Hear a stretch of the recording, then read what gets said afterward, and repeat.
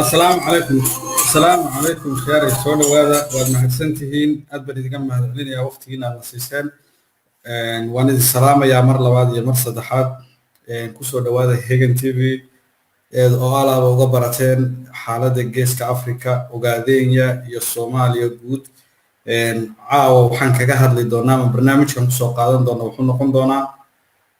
ومحمد نمو ومحسن نمو waxaad la wada socotaan oo aynu markhaati ka wada nahay in dadkii ay kala fahmi laayihiin ururnimadii iyo shacabnimadii ama ruuxa ururnimadu waxay ka reebto iyo ururnimadu waxay farto urur waa wax mabaadii iyo hadaf iyo himilo iyo yool uu higsanaya leh oo mabda'a iyo yoolka iyo fikirka iyo aragtida aad ku qanacdo kadib aad ka mid noqoto ood qaadato xeerkiisa mabaadidiisa aragtidiisa waxaas oo dhan aad qaadato ood ku qasban tahay inaad fuliso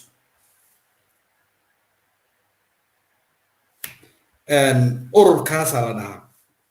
marka miyaynu fahanay hadda oo urur baynu nahay waxaynu nahay urur gobernimo doona oo muddo dhowr iyo 30 sano soo halgamayay haddana halgankii qoriga u bedelay qalin iyo inuu si nabadgelyo ah ku raadiyo miyaynu 30 iyo dhowr sano kadib oo inu jamhad ahayn oo isku wada asturnayd jamhadnimada waa lagu asturnaa sababta lagu asturnaa waxay tahay naftood hurayaasha ciidanka qalabka sida baynu kuwa hooskooda baynu ku wada gabanaynay waxa ugu badan aan sameynaa abaabul mudaharaado iyo dhaqaale aynu bixinay ahayd waynu ku wada hoos gabanaynay markii arrintii qoriga ahayd iyo dagaalkii xabadii la bedelay oo qaab siyaasadeed oo nabadgelyo oo qaabkii ugu adkaa la galay waxay moodaa inaynu ku fashilanay oo aynu u muuqano dad aan fahansanaynba waxay yihiin xisbi iyo urur waa isku mid xisbiyada deegaanka sii joogay oo kuwa ugu nidaamka xun lagu tiriyo ba shakhsigu wuxuu leeyahay wuxuu ku waayay xisbinimadiisa iyo wuxuu ku helay innagii intaas oo sano soo dagaalamayna ee mabda'a quruxda badan soo wadanay waxaad moodaa inay kala dambeyntii luntay inaad arkayso xubin urura oo ururnimo sheeganaya oo hadaf inuu urur matalayo sheeganaya oo ururkiisii si publigas social media oga dhaleecaynaya mas'uulkii u sareeyay ee matalaha sharafta ururkaas ama bulshadaas gobonnimo doonka ah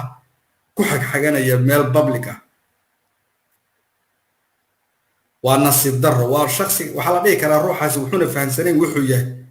yahay baa ka jaha wareertay wuxuu la isbedelkii qorigii qalinka lagu bedelay buu fahmi laayahay la jaan qaaditaan la'aan fara badan baa inagu dhacday haddaba waa inaynu ogaanaa ururku inuu kaa reebayo wax fara badan ay ka mid tahay inaad si ula kaca u dacaydayso xubinka halamida ururka inaad sumcad dil ku samayso isla ururkaaga ood ku dhaliisho meel public adoo wadiiqooyin aad u marto heli kara inaad madaxdii ugu sarreeyay ururka ama madaxdii ugu sarreysay aad publica dacaayad iyo aflagaade iyo wuxuuna kaa geyin aad la timaado waxyaabahaas oo dhan ururnimadu inay kaa reebayso oo siiqadii ama xeradii ururnimada lagu jiray aad talaabayso haddaad waxyaabaha isku daydo waa in la fahmo taas waxaan kaga gudbayaa inaan waqti dheer idinka qaato ma rabo ururnimada wax yar ururnimada kaga noqonaya waxaad idiin muuqda sawir bulsho ama dad uu ninkii ruuxii hogaamin lahaa hor taagan yahay intoodii kalena ay ka dambeeyaan muuqaalkan maanta waxaan usoo qaatay wey haddaynan inta kale saa uga dambaynin hogaankuna unu saa u hortaagnaanin unu saa u hor soconin inta kalena aynan saa uga dambaynin waxay ka dhigan tahay mabaadiidii yoolkii jahadii loo socday oo dhan baa jahawareer ku imanaya oo waxaa ku dhalanaya khalad iyo uu margaya waxaad moodaa hadda ururkeena inay tii ka dhex jirto inkastoon rajaynayo inay berri waxaasoo dhan lasoo afmeerayo oy guul iyo insha allah waxaynu khayr aynu rajaynayno guddoomiyaha ururku waa calaamad ruuxa guduudan ee xagga hore taagan xubnaha ururka oo ugu horeeyaan guddida fulinta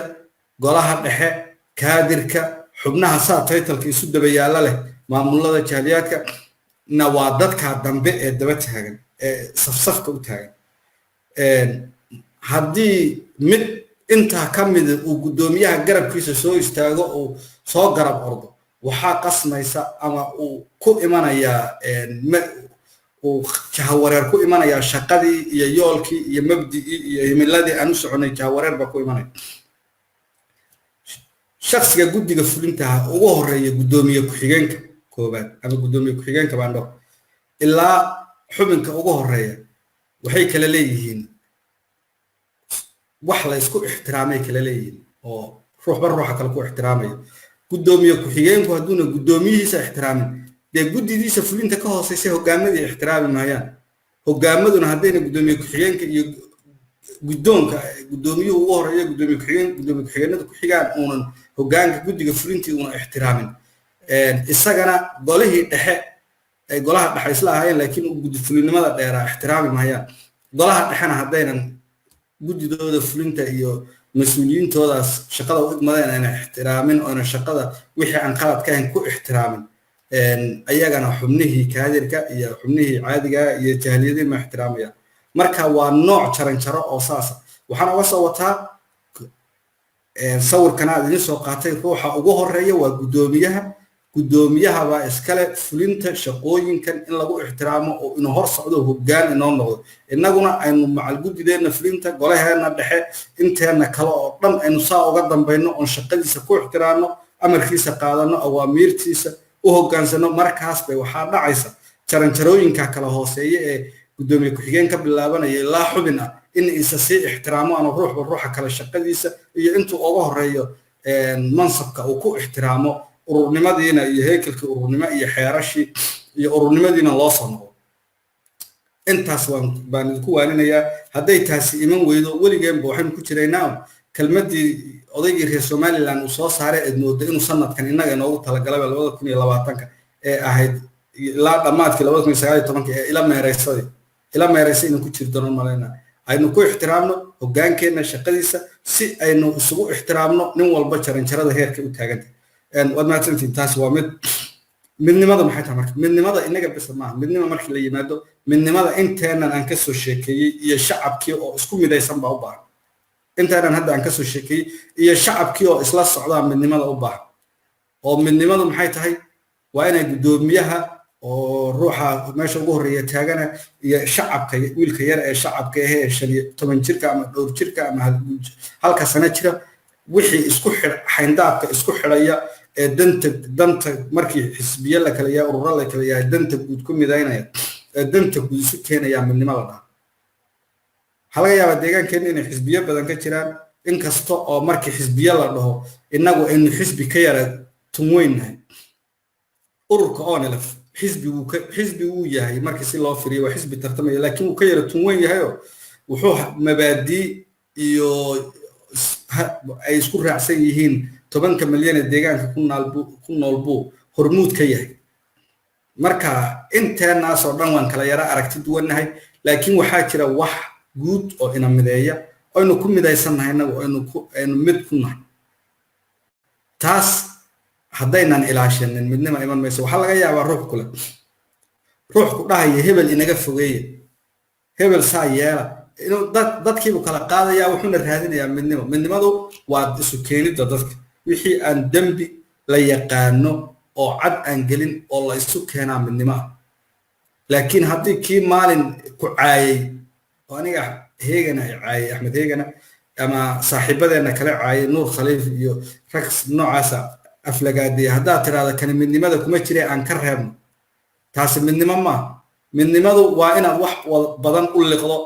cay laguu geystay dharbaaxa laguu geystay ul laguu dhuftay lagu dhibaateeyey waxaasoo dhan intaad liqdo aad isu keento bulshada wax midaynaya keeda xun iyo keeda fiican aad la timaado weeye midnimadu bal waxaa ka reeban dadka dembiyada tacadiga ah ee waaweyn ee bini'aadanka ku xadgudubka bini'aadana dadka galay dadkaas waa maxkamad baa cafin karta ruuxii ka galeen baa cafin kara laakiin inagu ooma noqon karno dadkii dhahayay waa taabadeeda ma geli karno laakiin waxaan ku sheegayaa inta ka sokaysa oo dhan oo la isu keeno waxyaabo badan la isaga tanaasulo madmadow fara badan oo ummadda soo kala dhaxgalay iyo dhibaateyn iyo gumaysigii TPLF oo isu keen adeegsaday oo la liqo baa midnimo la dhaha hadda waxaad arkaysaa midnimo raadinaya bulshadiina shalay magacii onaf lagu soo dhibaateynaya inuu magac heega la dhaho samaysto rabo oo dhaho heego wiilkii yaraa secondary-ga heego kii jaamacadda dhiganaya heego kii standard 8-ka heego maxaa ummadda ka soo haraya heego eray wuxuu ahaa bulshada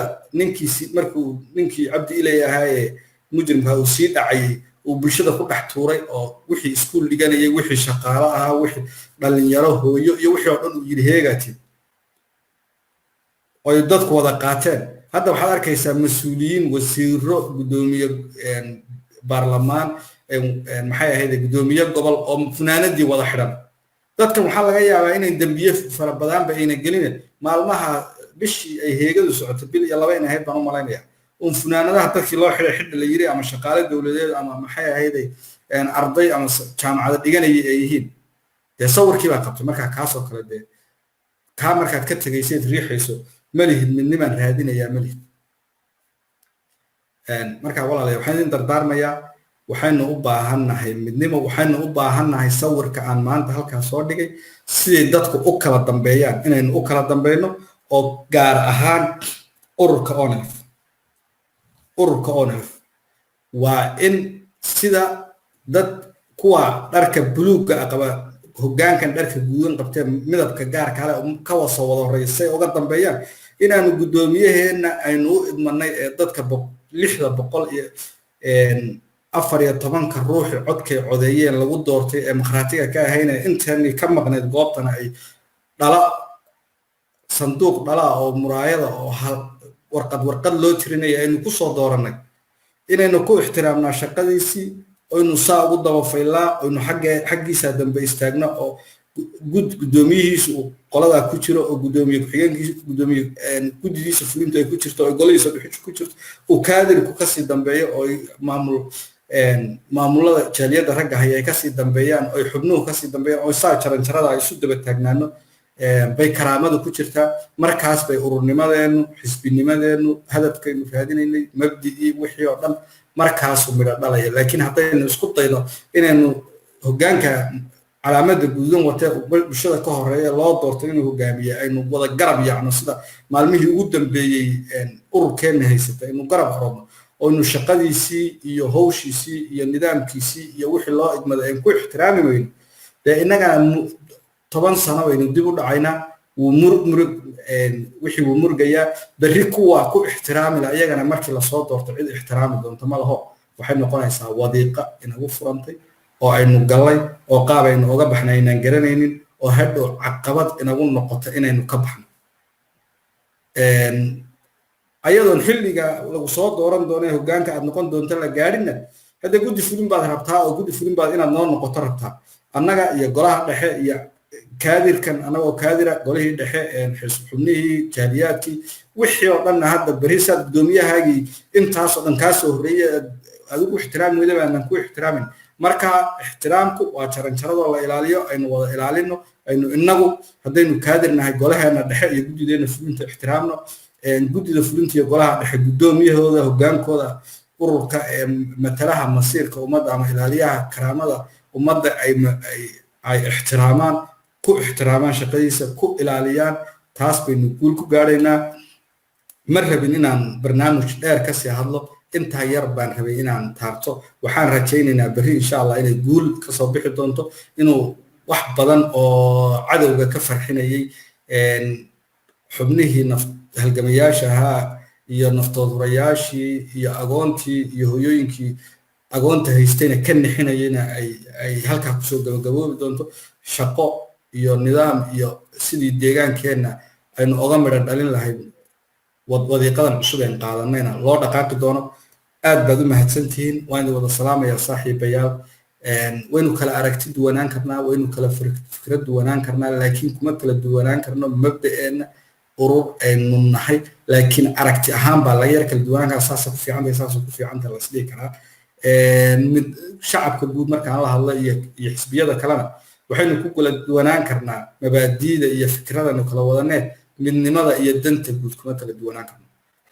intaasaan idin leeyahay guulaystaan idin leeyahay hadda kadib waxaan idin ballan qaadaynaa insha Allah hadduu ilaahay nala garab galo inaan mas'uuliyiin aqoon-yahano sidii xalayba uu barnaamijka Maxamed Aadan Dubad oo inoo qaybta ahaa aqoon-yahankii sida quruxda badan inoogu dhigay su'aalaheena weydiino inaynu su'aalo rag badan soo weydiino martiqaad fara badan weeg walba dhowr ruuxo labeenta ummadda aynu soo martiqaadno waraysiyana ay su'aalana aad weydiisaan hadda kadib waxaan bilaabi doonaa in markii shakhsi la wareysanayo aan lambarka halka idinku soo dhejino aad ka soo wacaysaan su'aalo la furo muddo su'aalaha bulshada shacabka la siiyo saa la isku wareysto mas'uuliyiinta guddida fulinta iyo golaha dhexe gudaha joogana aan idin soo casuuno iyaga laftigooda aad wareysi su'aal halkan ku weydiisaan wax walba tabanaysaan si public la isu weydiiyo laakiin wixii ururka dhexdiisa mas'uuliyiintiisa public loogu talagalay wada loo maray leedahay waan idin mahad celinayaa dhamaantiin sida quruxda badan